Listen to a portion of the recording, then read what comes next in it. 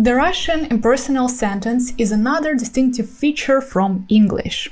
I'm sure you always hear such expressions as «мне нужно», «мне холодно», «мне плохо», and always wonder why we don't say «я нужно», «я плохо», «я холодно». Let's find this out now. What is the impersonal sentence and why Russian people use it that much? If you're new on this channel, my name is Lina and I am your Russian teacher. Don't forget to like this video and to subscribe to my channel. This type of sentences allows us to build phrases that describe events not like actions, but like experiences. For example, in English you say «I like this movie». In Russian we say «Мне нравится этот фильм». We see that in English the subject of the sentence is I. I like the action, so you express your opinion about the movie. In Russian, it's the opposite. We are recipients. We are the recipients of this emotion, of this feeling. So it looks like we are affected by the movie. And in this sentence, in our Russian sentence, actually the movie is the subject of the sentence. Этот фильм. Мне нравится. I've made recently the video about this construction мне нравится. You should watch it if you missed it because it explains a lot. It explains why and how we use this construction мне нравится in all the tenses, so you will understand it better if you watch the whole video about this phrase. Such impersonal sentences are presented as a process or condition of the action happening on their own, so they are independent from us. We don't perform these actions. They are completely independent.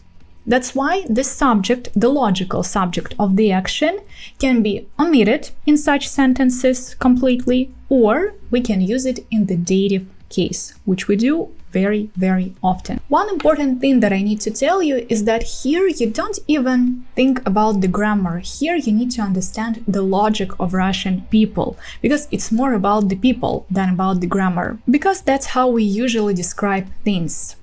We may do them, but we prefer that things just happen. So we don't initiate the action, we just experience it. And that's what you need to remember. That's how we usually describe all the things around us. And now let's look at the most common constructions that we can use when we form these impersonal sentences, because we have a lot. We have 6 of them. The first one, надо or нужно. Надо or нужно and pronoun or the person in the dative case. I also have already a very big video about this construction, so you can watch it if you missed it. And here we can use any kind of sentence. Мне нужно работать. Or тебе надо поесть. Надо and нужно, when you use it with the verb, they are completely the same. So you can choose the one you like more and use this one. The second one, можно or нельзя. Very important words that we also use a lot. Here, very often we omit the subject, the logical subject of the sentence, or we also can use it in the dative case. But more often, as I said, we omit it. And like this, you have можно войти. You mean, can I come in? But you say just можно войти. Or in general, when you need to say something, здесь нельзя курить. Здесь нельзя курить. The third one, мне хочется or хочется for want and нравится for like. We already discussed. Нравится, мне нравится, and now мне хочется. Мне хочется мороженое, for example. The same in English you will translate as I want an ice cream, and you would also say я хочу мороженое. To know the difference between мне хочется and я хочу, you also should watch my video. There I explained in details why we use this impersonal phrase мне хочется and which one we will use more often. Мне хочется and я хочу. But you can guess it now and then watch the video to check your response. And we have 3 more. All of them we will use with the adverbs. Actually, that's a huge part. In the personal sentences, we use a lot our adverbs. And you need to understand now why and to remember how to say them correctly. The first construction that we can use is our pronoun or noun, person, subject in the dative case plus adverb to describe your physical or emotional condition. And that's where you will use these expressions as «мне холодно» or «ей грустно».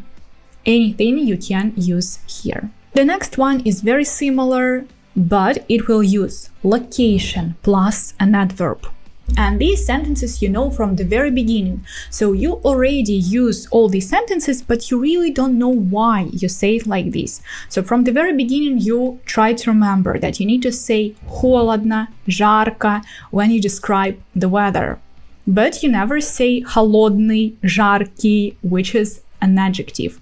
So that's why when you describe this temperature, the weather, or any condition that you have in general, plus the location, you will always use this impersonal sentence. We can say «на улице жарко» or «в комнате душно».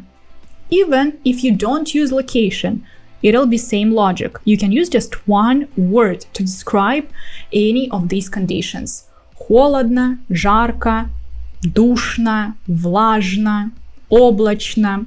Anything here you can use for the weather. And the last one, also very similar to the previous one, which will be, again, pronoun, noun in the dative case, plus an adverb, and plus the verb in the basic form, infinitive of the verb, that cause any emotion. It's very similar to physical condition or emotion. So here it can be «Тебе трудно учить русский язык».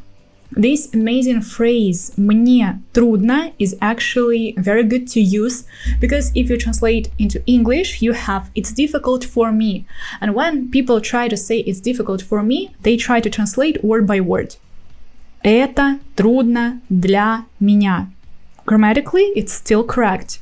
But more often we would use this impersonal phrase «мне трудно» just because first, it's easier, it's shorter, and second, because we use a lot and love these impersonal sentences. And the second example «мне неприятно об этом думать». Again, «мне неприятно», думать, that's the verb that can cause this emotion неприятно. And that's it. Actually, these sentences, they are my favorite type because here really what you need to know from the grammar is only the dative case, and more often we use pronouns in the dative case, so it's really not that complicated. Adverbs should be your favorite part of the Russian language because we never change them. They almost always have O at the end, so it's very easy to recognize them. It's very easy to form them from the adjective if you know the adjective.